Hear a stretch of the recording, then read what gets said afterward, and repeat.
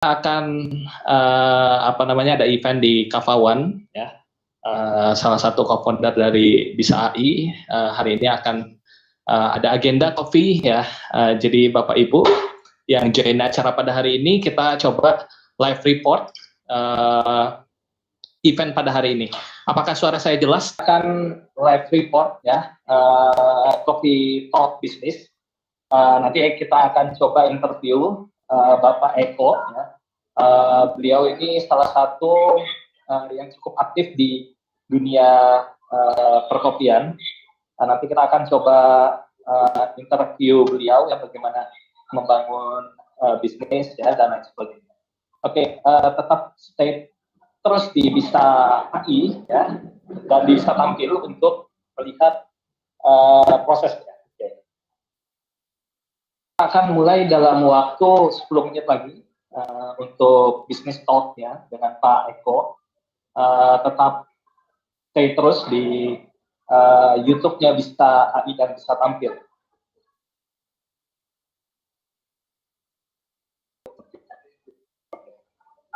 Ya, jadi ini sedang proses uploading di sini. Nanti akan kita interview apa namanya, stakeholder yang ada di sini mengenai proses uploading. Ini bisa kita lihat dulu prosesnya seperti ini. Oke, sambil kita juga hari ini ada promo untuk Kavawan bagi Bapak Ibu yang tinggal di daerah Jakarta dan sekitarnya, bisa cari di GoFood Kavawan buy one get one ya, untuk promo kopi Kavawan pada baik Bapak Ibu yang hadir di Bisa Tampil maupun di YouTube saat ini sedang proses uploading.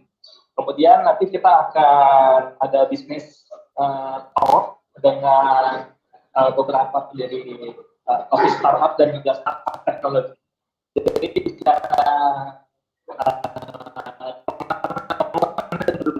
ya, karena pasti ada proses yang banyak kita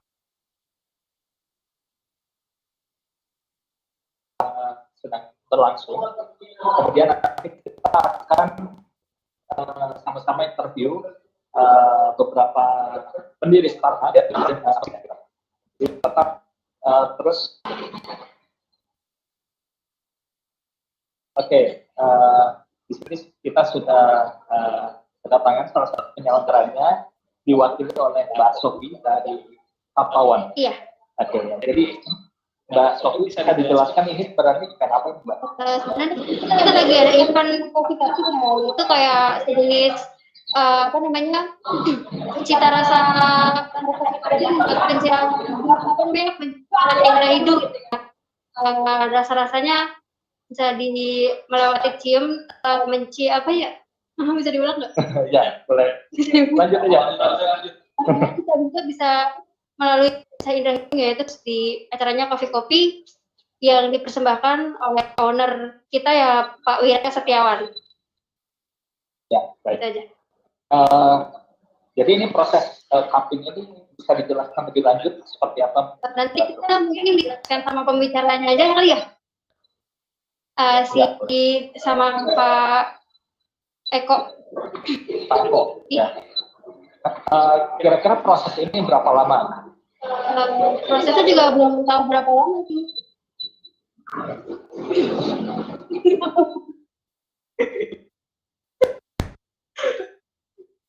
Gimana dong? Oke, terima kasih Mbak Sofi interviewnya. Kita nanti akan tanya-tanya kembali ya.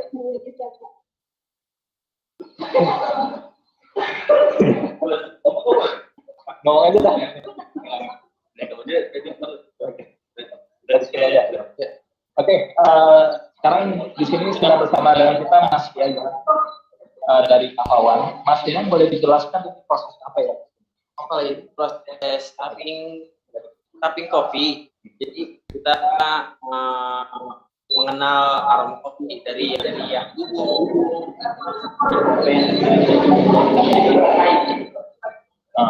jadi mengenal cita rasa dari kopi ya? Iya, betul. Kemudian ini prosesnya ada berapa step gitu Mas untuk kalau untuk prosesnya ada ini kan baru dua tahap. Tadi kan kita coba dulu aroma itu. Habis itu ini yang proses fermentasi dulu. Dan itu prosesnya itu setelah dari bubuk dituang air sekitar 4 menit baru kita coba lagi. Dan langsung kita minum. Kita tes langsung ya. Jadi kita mencium dulu aroma rasa dari kopinya, kemudian kita langsung cobanya sendiri minum. Menarik sekali ya Bapak Ibu. Nanti kita akan simak lagi bersama-sama mengenai proses dari cupping ini. Nanti akan kita hadirkan Bapak Eko untuk ngobrol mengenai bisnis ya. Jadi tetap stay tune di event bisa tampil. Terima kasih. Terima kasih Mas Gaya. Sama-sama. Mantap.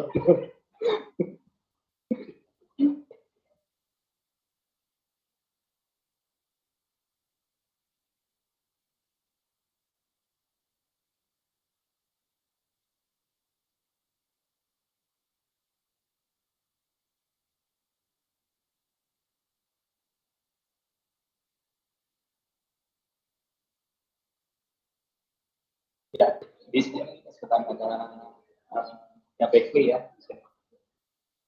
Yang kita lihat beberapa ya kue-kue, ini ada garlic grape.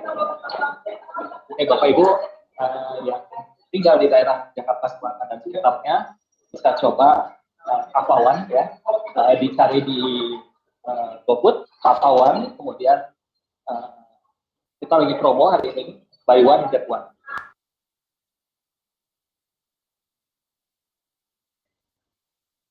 Halo Bapak Ibu semua, kita akan mulai sesi bisnis talk pada hari ini. Kita saat ini sudah berada di Kapawan di Pondok Indah, Jakarta Selatan. Sudah bersama dengan kita semua Pak Wira Setiawan, founder dari Kapawan. Ya, selamat siang semua. Oke, selamat siang Pak Wira. Oke, Pak Wira ini boleh diceritakan sedikit mengenai Kapawan, Pak? Ya, jadi Kapawan itu sebenarnya asalnya surfing atau melayani acara-acara kegiatan di gedung-gedung. Jadi kebutuhan di gedung-gedung itu ternyata kita mulai dengan yang favorit dengan blended ya, ice blended coffee. Tapi ternyata belakang-belakangan kita lihat kurang minatnya. Kemudian kita mulailah membuat semacam warung pojok di pernikahan. Kita katakan dengan Kapawan. Jadi semua orang bisa merasakan semua jenis kopi yang kita bisa sediakan. Misalnya dari bentuk americano, cappuccino, kemudian cold brew, bahkan kita brandingnya dengan nama cold brew. Jadi cold brew ini kita ambil dari biji kopi yang premium. Yang pada saat ini kita coba juga coffee cupping untuk another premium source dari petani. Nah, kita harapkan produk kita untuk berikutnya walaupun kopinya premium tapi bisa dirasakan oleh semua orang. Jadi kita harganya juga tidak akan mencharge premium tapi mengikuti harga umum di pasaran saja. Jadi visi misinya buat Kapawan ini adalah mencoba membawa kopi, cita rasa kopi yang tinggi untuk bisa dinikmatin oleh seluruh orang. Saat ini berarti sudah buka ya Pak Wira ya untuk Jakarta Selatan? Ya, di Jakarta Selatan ini kita seolah-olah kita soft launching. Sebenarnya jadi kalau misalnya ada yang berminat untuk merasakan rasa kopi kita yang pada saatnya kita pakai, itu sekarang ada di online, di GoFood, di Grab juga ada, atau mungkin datang sendiri ke outlet kita di area Pondok Indah. Apa yang membedakan Kapawan ini dengan ya, jadi seperti yang saya sebutkan di awal tadi, kita mau melepaskan semua rasa cita rasa kopi yang premium, yang orang bilang premium, dengan melihat source-nya yang bisa dipercaya. Jadi benar-benar dipilihkan biji-biji kopinya dan bisa dinikmati oleh semua orang. Jadi kalau misalnya kopi tubruk gitu ya, tadi dijelaskan oleh expert kopi di sini menyebutkan bahwa kalau kopi tubruk itu kalau masih ada yang ngambang berarti ada yang campurannya. Jadi harusnya tuh seluruh bubuk kopinya itu harusnya semuanya jatuh. Jadi kalau misalnya kita biasa ke warung kopi zaman dulu atau pernah ngerasain kopi tubruk misalnya, itu kalau masih ada yang ngambang berarti itu ada campurannya either itu jagung atau mungkin beras mungkin nanti. Ya. Kemudian kopi-kopi di Pakuan ini berarti mengambil dari petani juga ya Pak? Ya, kita ngambil dari petani dan kita fokus di kopi lokal Indonesia. Jadi kita tidak mengambil sources dari luar ya. Jadi benar-benar kita ini menggunakan sources kopi lokal Indonesia. Dan harapannya dengan Kafawani juga kita nantinya bisa melakukan advance teknologi lah kerjasama dengan petani-petani supaya kita bisa ada impact-nya dari sisi teknologi ke petani kita yang ada di Indonesia. Oke, baik. Kemudian Pak Wira ini kira-kira dari sisi apakah ini mengajukan petani di Pakuan sendiri bagaimana Pak? Dari sisi apakah ingin mengajukan petani kemudian atau semua itu? Jadi secara umum, secara luas gitu ya, kita sebenarnya pengen punya komunitas lah. Jadi kita di samping mungkin kita mau expand outlet kita, tapi sebenarnya kita bukan itu fokusnya. Yang kita mau fokuskan adalah komunitas perkopian di Indonesia. Jadi kalau misalnya memang ada yang berminat untuk membuka usaha kopi atau mungkin hanya mau mencoba kopinya, nah kita terbuka untuk itu. Jadi dari sisi bisnisnya kita open, bentuk kerjasamanya apa aja, kemudian dari sisi sistem atau yang berhubungan dengan teknologi kita juga open. Ya baik, terima kasih Pak Wira. Jadi tadi sudah dijelaskan bahwa Pak Wira ini tidak hanya fokus pada bisnis kopi saja, namun juga bisnis teknologi. Iya, betul. Jadi Bapak Ibu semua, nanti kita akan terus bersama Pak Wira untuk interview kembali mengenai sesi bisnis. Jadi tetap jangan kemana-mana, tetap di channel yang bisa tampil untuk interview berikutnya. Terima kasih Pak Wira. Terima kasih. Ya, jadi Bapak Ibu tadi kita sudah sama-sama mendengar interview dengan Pak Wira Satyawan, founder dari Kafawan, dan juga founder dari beberapa aplikasi teknologi. Jadi visinya tadi kopi dan juga teknologi ini bisa menjadi satu ya. Salah satu yang coba tadi Pak Wira sampaikan tadi adalah bahwa kita bisa juga melibatkan teknologi informasi dan juga melibatkan aplikasi dalam perkopian ya. Contohnya adalah untuk promosi dan lain sebagainya. Nah ini kita masih terus live report untuk event pada hari ini.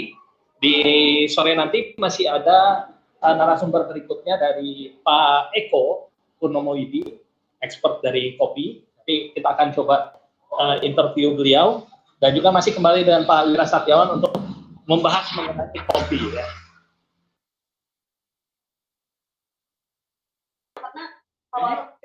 Karena Arabica itu yang dari Arab. Jadi ada empat jenis sih kopi itu. Ada Arabica, Robusta, Liberica, sama Excelsa. Liberica ya. Nah, kemarin baru diintroduksi varian baru namanya Laurina. Kalau teman-teman ini perkembangan banget, hampir mau 5 varietas sama Laurina. Bentar itu mau supaya suaranya jelas. Aduh, aku cuma nggak apa Bu. Gak tahu juga orang. Nggak tahu Bu. Jangan info. Kita aja apa nih panggilan? Tete aku Oh ya Tete. banget. Maaf Tete ya. Iya. Ini gimana nih? Pegang aja. Gini aja. Pegang aja. Udah nggak apa-apa. Sini buka. Bisa. Oh ini nih. Ini.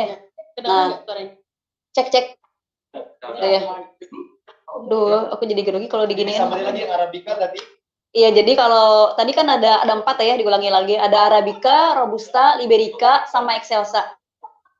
Cuman ya kalau Excelsa sama Liberica tuh dia ideal tumbuhnya tuh di daerah gambut, lahan gambut gitu. Iya, daerah gambut. Ideal untuk tumbuhnya. Riau tuh banyak, di Kepulauan Riau tuh banyak banget, banyak loh. Excelsa liberica nih kebanyakan liberica, dia lebih gede-gede sih bijinya.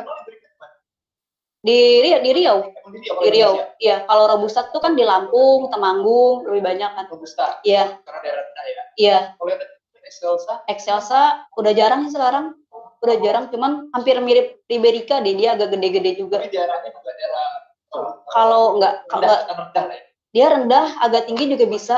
Di Sumedang tuh ada ditemuin pohonnya udah gede banget, pohon langka udah gede banget sih pohonnya. Jadi pohonnya tuh gede-gede.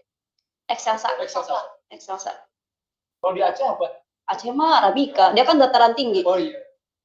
Gayo. Itu yang penemuan baru itu kan Laurina.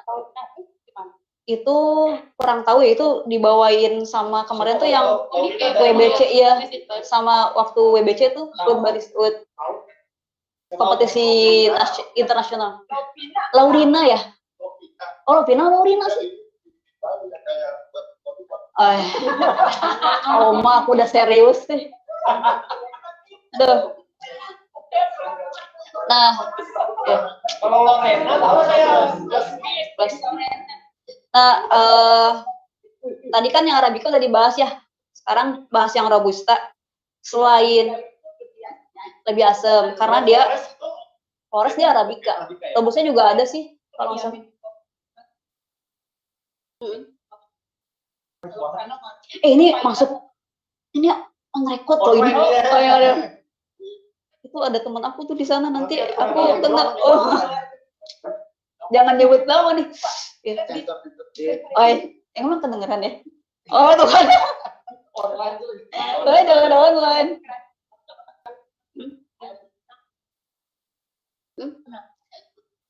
Kalau waktu kemarin yang dia itu punya level rose-nya agak medium dark gitu, agak gelap emang. Si yang tadi, jadi dia roastingannya emang agak gelap, mungkin berpengaruh juga dari situ. Agak gelap, iya, roastingannya agak gelap. Iya, ini kan masih light to medium kan, jadi masih aman. Iya, jadi emang standar buat cupping itu roastingannya emang harus light to medium, nggak bisa kalau gelap, nggak bisa.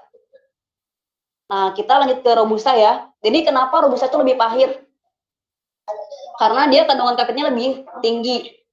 Udah gitu kandungan minyak esensialnya lebih rendah dibanding sama arabica. Nah, kalau arabica, Om tolong koreksi ya kalau salah ya. Kalau arabica kan cerinya tuh jadi cherry langsung dalamnya kan lendir, langsung buah gitu kan. Tapi kalau robusta itu dia kulit cherry, getah, buah. Nah, getah bukan lendir, yang bikin itu getah. Iya, jadi kalau enggak getah si kulit cherry-nya. Jadi kulit cherry nih, kulit kopi, cherry-nya dikupas. Kalau arabica tuh ada lendirnya. Kalau robusta itu ada getahnya. Iya, kalau lendir tuh manis. Kalau si getah tuh kan pahit, ya piket. Kalau si arabicanya lebih di lendirnya. Lendirnya lebih manis. Itu dari Obet aku dapat itu. Kalau robusta dia getah, bukan lendir ya. Kayak gitu. Terus si arabica kan dia nggak tahan sama karat daun ya, karena si karat daun tuh biasanya disukanya kan di daerah-daerah panas. Biasanya kalau robusta tuh dia lebih tahan karat daun. Robusta lebih tahan karat daun, terus kafeinnya lebih tinggi. Nah, makanya kenapa kalau misalnya minum robusta terlalu banyak, kenapa saya nggak bisa tidur gitu kan? Saya aja masih nggak bisa tidur kalau kebanyakan, karena kafeinnya kan memacu jantung kita lebih aktif ya, kayak gitu. Jadi malah nggak bisa tidur. Kafeinnya lebih tinggi dan lebih pahit. Kenapa? Karena si kandungan esensial oilnya lebih rendah yang robusta, dan kandungan gulanya juga lebih rendah daripada arabica. Kandungan gula sama minyak esensialnya. Ada kandungan minyak esensial. Kalau kita misalnya lagi nyobain kopi, kita tahu ini robusta arabica. Gampang Om. Jadi kalau robusta lebih pahit. Kalau dia blended gitu susah. Oh, mau di blend. Kalau beda. Kalau misalnya di blend ya, tetap ada si aroma sama robustanya tetap ada, akan tetap bisa ngerasain deh kayaknya. Kalau misalnya udah biasa. Pahitnya agak beda sama kayak apa ya? Lebih ke ini ada cuman dikit, iya cuman dikit banget yang ini. Kayak gitu. Ada yang mau tanya yang lainnya nggak?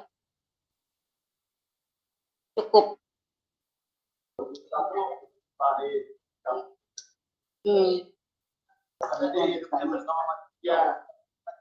Banyak polusi karena dia iya barengan sama polusi lah hidupnya, maksudnya kan dia darat rendah.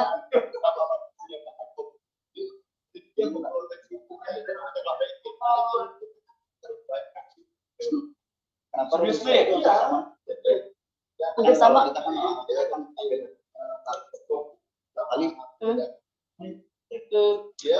Sebenarnya beda loh.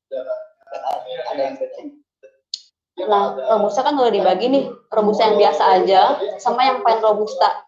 Jadi bedanya tuh apa nih robusta yang biasa sama yang pen robusta? Kalau pen robusta, kalau kita dapat nemu rasa yang beda nih, bisa 3 rasa atau dapat asam yang lain, itu udah maksudnya bagus. Kalau robusta kan jarang kan robusta dapat yang asam kayak gitu.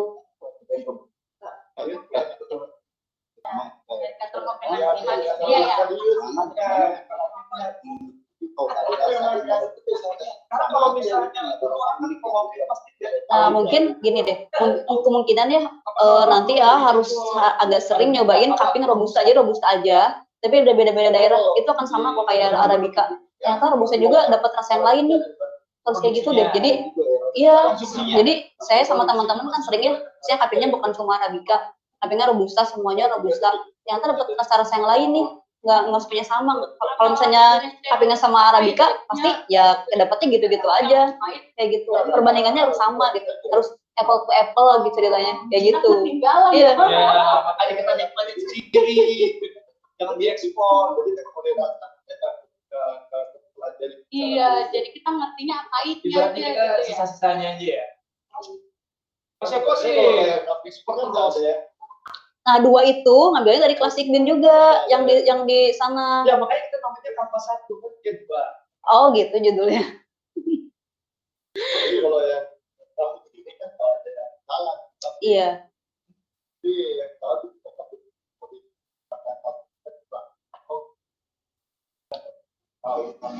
kalau yang pernah ada apinya ada di air tidak kayak oh iya, soalnya kan orang dulu tuh ngopi ya, jam 11 ngopi ya, bagian di tangan kemarin dia nggak tahu ya, karena kan kita nih dapat ini, nggak tahu bahwa sebenarnya kopi itu rasanya aslinya gitu.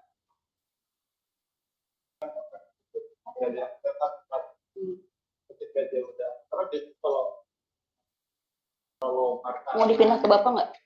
Bapak nih, kayaknya perlu banget. Apa nanti ada sesinya?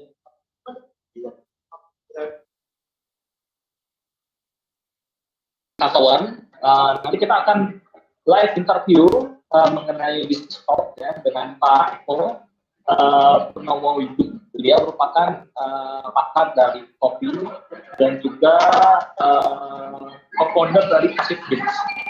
Sambil menunggu mungkin kita sedikit perkenalan. Jadi tadi seperti yang sudah disampaikan oleh Pak Mira Satyawan selaku founder dari Kapawan. Jadi Kapawan ini coffee shop yang menggunakan bahan-bahan kopi Nusantara ya, dan juga di sini visinya adalah selain mengenalkan kopi-kopi Nusantara ya, mencicipi kopi dari Kapawan dan juga orientasi ke arah teknologi juga. Jadi memanfaatkan teknologi untuk kopi seperti ini. Oke, mungkin kita akan panggil Pak Eko untuk bisnis talk ya pada hari ini.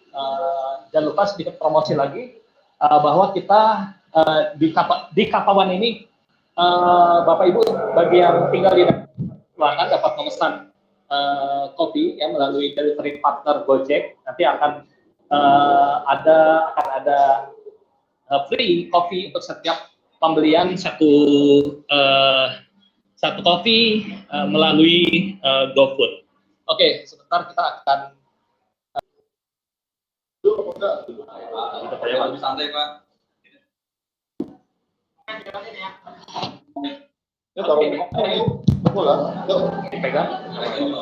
Ya Bapak Ibu, hari ini kita akan coba bisnis talk bersama dengan Bapak Eko Purnomo ini. Selamat siang Pak. Siang Mas, siang. Ya Pak Eko ini merupakan co-founder dari Classic Beans Coffee ya Pak ya? Ya. Operasi keras. Operasi. Ya. Pak Eko bisa dijelaskan sedikit mengenai Classic Beans Coffee? Sedikit operasi. Ya. Operasi petani. Koperasi petani. Sama produsen. Jadi, kita ambil workshop, model, terus berbagi bersama petani. Cara bikin kopi yang baik, yang sehat, yang menjaga lingkungan. Terus kita observasi dengan. Dari situ baru kita dapat kopi. Kopi itu hasil dari observasi lingkungan. Jadi konsepnya itu berbagi bersama petani untuk hasil penyuluhan ya Pak ya? Cara membuat penyuluhan ya. Dan Konservasi sih Pak. ya, Kemudian apa saja yang biasanya dilakukan Pak? Banyak sedikit. ya, kita bikin workshop pembibitan, bikin workshop kompos, bikin workshop processing. Itu kita lakukan setiap saat ya. Terus kita bikin workshop maintenance perawatan kebun kopi supaya tanahnya sehat, gimana Tanahnya ya Pak ya? terus supaya airnya tidak terkontaminasi. Jadi benar-benar melestarikan lingkungan gitu ya Pak ya? Karena kopi bagus nggak mungkin ada kalau lingkungannya nggak ada. Oh iya, jadi kopi bagus itu tidak mungkin tercipta ya rasa kopi yang nikmat yang seperti kita. Kalau lingkungannya rusak. Ya, kalau lingkungannya rusak. Ya, jadi kegiatannya ini sangat banyak sekali ya Pak Eko ya. Di beberapa kegiatan telah dijelaskan oleh Pak Eko. Kemudian Pak Eko ini bagaimana kan di sini ada peran yang sangat penting Pak dari petani. Ini bagaimana kira-kira teman-teman dari Classic Beans ini bisa mensejahterakan dari petani? Oh, ada caranya? Caranya ya dari kualitas, kan? Kualitas itu didapat dengan lingkungan yang sehat. Nah, lingkungan yang sehat itu kita jaga bersama-sama. Ya kan? Ketika lingkungannya terjaga dengan baik, kopinya kan menjadi sehat. Ketika kopinya sehat, waktu dicicipin, dia enak. Karena dia sehat. Bahasa sekarangnya mah antioksidannya atau antibodinya itu tinggi, dibutuhkan oleh orang yang meminumnya. Ketika dia sehat dan orang baiknya, kan dirinya mudah untuk dijual. Oh iya betul Pak ya. Dan orang nge-repeat order, Ya. membeli terus, akhirnya kebun itu jadi sustain, jadi punya langganan yang terus. Ya, jadi berawal dari lingkungan yang baik, kemudian terjaga, menghasilkan biji kopi yang berkualitas, dan kemudian pelanggannya juga sustain untuk membeli Ya. petani. Pokoknya dia produk sehat. Kalau yang produk sehat, tubuh kita minta. Kalau racun, tubuh kita besoknya Nolak ya betul. Ya ini menarik sekali ya obrolan bersama dengan Pak Eko. Jadi boleh sedikit cerita Pak, acara hari ini di Krakatau itu bagaimana? Jadi hari ini tuh kita berbagi sih. Berbagi rasa-rasa kopi begini. Berbagi dengan kawan. Kalau prosesnya seperti ini, nanti rasanya akan seperti apa? Kalau diginikan akan gimana? Kalau di espresso gimana? Tapi semuanya mulai dari dasar kopinya sendiri. Kemudian baru kita ke espresso, baru kita mulai cerita kopinya. Kenapa begitu? Karena pembeli itu punya hak untuk tahu produknya itu dari mana. Prosesnya seperti apa? Terus alamnya kayak apa? Kita harus tahu. Nah, kalau kita tidak bertemu, berbagi, sampai nyicip-nyicip, nanti kita cuma berimajinasi aja. Iya, benar. Susah kalau berinvestigasi. Karena yang namanya guru yang paling penting itu, yang paling berharga itu adalah pengalaman. Nah, ini kita membentuk pengalaman. Jadi tidak ada yang salah dengan orang yang tidak bisa mencicipi kopi, ya kan? Tapi mungkin orangnya kurang perbedaan rasa sebelumnya, kurang pengalaman mencicipi. Oh, nah, ketika sekarang kita bersama-sama berbagi, kita menambah pengalaman kawan. Kopinya seperti ini yang baik. Gitu. Ya, kemudian dari sisi rasa juga ya. Jadi dasar-dasarnya jadi tahu. Jadi teman-teman dari Klasik ini akan sudah berbagi kepada kawan mengenai tadi pengalaman dalam cupping ya Pak. Kemudian Pak Eko mungkin bisa dijelaskan sedikit mengenai proses cuppingnya itu seperti apa Pak? Jadi cupping itu kalau sebelum COVID, kita ngomongin COVID ya. Kalau sebelum COVID itu kita biasanya pakai sendok ini, terus kita kita seduh kopi itu udah ditimbang, ya kan, di grinding, terus kita taruh di gelas gitu. Singkatnya kayak gitu. Kemudian kita cium dulu waktu kering, nanti kita seduh air, terus kita cium basah, kita break, ya kan, kira-kira gitu. Terus baru kita rasain. Tapi kalau sebelum COVID, kita rasainnya pakai ini. Jadi kita rasain. Jadi semua orang bercampur semua. Kemudian pandemi datang, waktu kita ngerasain diganti. Kita ngerasain masuk ke gelas. Gelasnya yang jadi setiap orang tidak bercampur gelasnya. Jadi proses cupping ini juga tetap memperhatikan protokol dari pemerintah ya Pak ya. Iya, protokol kesehatan. Karena kalau kopi protokolnya jadi kopi itu industri yang yang specialty yang seluruh dunia itu sama. Jadi kalau sudah terkalibrasi wilayah seremika dengan wilayah orang lain kita Oke, jadi memperhatikan yang seluruh dunia karena punya standar ya. Kalau kopi punya standar. Ya, baik Pak.